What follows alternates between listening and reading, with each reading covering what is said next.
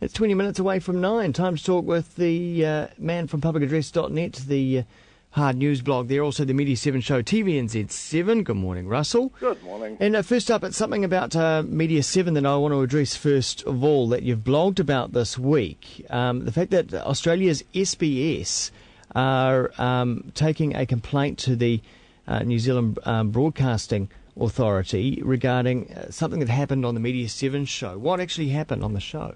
A couple of weeks ago, we had John Stevenson, who'll probably be familiar to your listeners, on the show. And one of the things he discussed, he's been in Afghanistan as the Kabul correspondent for McClatchy, or the best of the news agencies.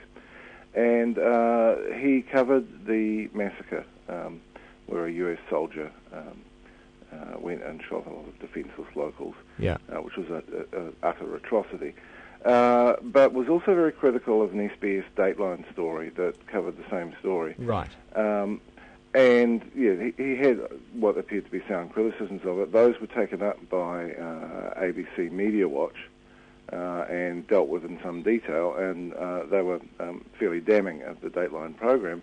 Unfortunately and surprisingly, Dateline have now come back with what is either a BSA complaint or something else. It's not clear. I can't say much because, obviously at this point the lawyers get involved. Yeah. But it does seem surprising and disappointing to me. And I would note that Yalda Hakim, who's the host of the program and the reporter on the story concerned, has been linking to things that are very defamatory of John Stevenson.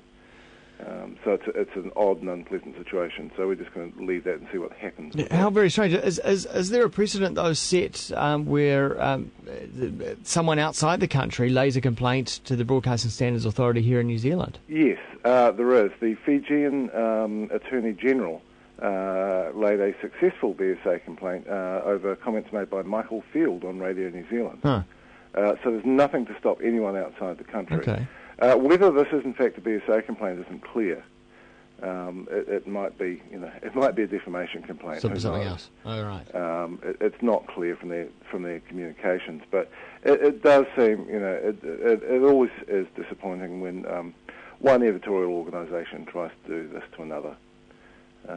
But we'll see what happens with it. But yeah, I would hope that Yalda Hakim would desist from linking to some fairly crazy material that's, from what I can see, is defamatory of John Stevenson. Interesting, though, because Dateline has always been a really good current affairs show, isn't it? In fact, I think it used to or still does screen on TVNZ7. Yeah, it is. And SBS itself has a very good reputation, but I could only refer you to the Aussie Media Watch analysis of it, really. That's probably the safest thing for me to do, and then we'll move on. But I think there were some problems with that story, and I'm disappointed that it's come to this. All right, okay, let's look at something we've covered quite a bit on the show in this feature is the Urewera trial. News through that they're not going to be retried. Yeah, good decision.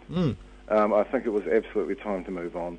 But it has been slightly odd today hearing the likes of Russell Fairbrother, who represented Tamaiti, speaking as if nothing was going on. I think it's pretty much beyond doubt that people here were behaving unwisely and behaving, frankly, like macho dickheads. Yeah.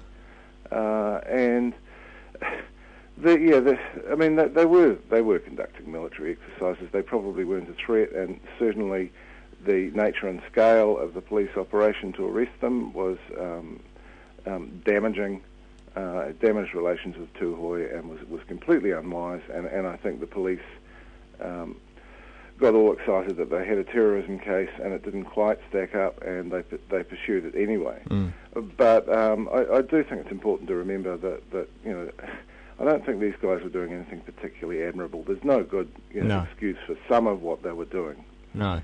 But yeah, now is definitely time to move on, or more properly after the final four defendants are sentenced on their firearms charges, which is going to be a odd little anticlimax, given that the main charge of being part of an organised criminal group didn't stack up, and of course the original terrorism charges were never even brought. But yeah, I hope everyone learns a lesson here, and that includes the police and those involved. Frankly. Yeah. The greatest revelation to me, though, was what a great snappy dresser Tamaiti is. Yes, as everyone says, the man has a great sense of theatre. He does. Absolutely. And also, the Ureweras now have this mystique about them. I was on the road between Taupo and Rotorua, and I saw the turn-off there to the Ureweras. I was so tempted. I was like, I just want to go for a drive through the Ureweras now, Yeah, I totally get that, know. Into the mist. Into the mist, yeah. Let's now look at Simon Lusk, who's the officially unofficial media trainer for the National Party. Yeah, there has been... I've had a sense of it talking to a couple of people this year, and there's been gossip to this extent of gossip from people, involved as well, that there is some sort of power struggle in the National Party, and Trevor Mallard appears to have come up with it. He's got board minutes from the party's audit committee and communications committee, and they're worried about this guy Simon Lusk, who has some sort of role in the party mentoring MPs. Judith Collins is one whose name has been associated with him, and he is supposedly an ally of Whale Oil, Cameron Slater, the blogger, and it is sometimes claimed a ghostwriter on the Whale Oil blog. If he was, it would explain the considerable variation in the merit of the prose on that blog. Yeah. Because some days it seems really literate, and some days it's not. Yeah. But it is. I think Trevor Mallard needs to be a little careful in getting down and scrapping in the mud, and I suspect that his colleagues will think so too. He's been bragging on Twitter that there's more to come, and particularly more to come around Simon Lusk and Judith Collins. Just be a wee bit careful, I think, Trevor.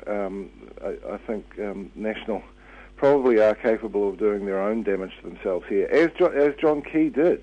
It was shown on 3 News. Worst possible time to say, I don't know, I can't recall. We've had 2 weeks of John Banks having memory loss. Yeah. And then the Prime Minister, as soon as he's asked a hard question, says, I can't recall, I don't know, not sure if I've met the guy. And then, to make it worse, recovering his memory towards the end of the interview. Yeah. I think he handled that extremely poorly, and I thought Scott York, the blogger, had quite an interesting point. He said, this is valuable to Labour in that it places John Key in the midst of a narrative of evasiveness and shifty dealing. It does. It's quite helpful to Labour, but good God, isn't there a deranged blogger on the Labour side who could do this? Unfortunately, Labour's deranged blogger happens to be a member as well. Yeah, it's true. Hey, finally, what's happening on Media 7 this week? Actually, it's a good one this week. We're looking at Murdoch because the Leveson inquiry rolls on in Britain with, I think it must be overnight our time, Andy Coulson, who was David Cameron's former assistant and also former editor of the News of the World, is coming up before the inquiry, and so is Rebecca Brooks. And there's already stuff starting to leak out about this. The speculation that News Limited will drop its own leaks as well to put pressure on the government. It's funny, you've still got this this culture of fear persisting. Yeah, the Conservatives appear to still be afraid of really walking away from Murdoch because he knows where the bodies are buried. The warning shot last week was the Culture Secretary, Jeremy Hunt, being basically potted by a leak from the Murdoch side that he'd been pretty much facilitating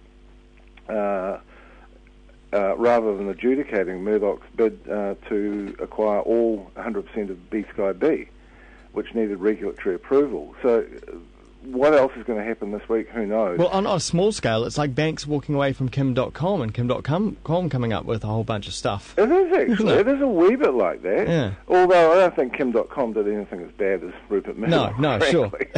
But I went down to Whakatane yesterday and interviewed Brian Gould, who before he was Vice-Chancellor at Waikato University, was a senior British Labour Party shadow cabinet member, and can and does shed light on the wooing of Tony Blair and Gordon Brown by Murdoch, and the meaning of the whole News Corp monopoly, basically. Wow. And there's some interesting stuff in there. So we'll run that at some length, and then put the full 20-minute version online as well. Great, sounds fascinating. Well, that'll be on TVNZ7 just after 9 o'clock news Thursday evening. Thanks very much, Russell. Cheers, matey. Cheers. And see ya, publicaddress.net as well.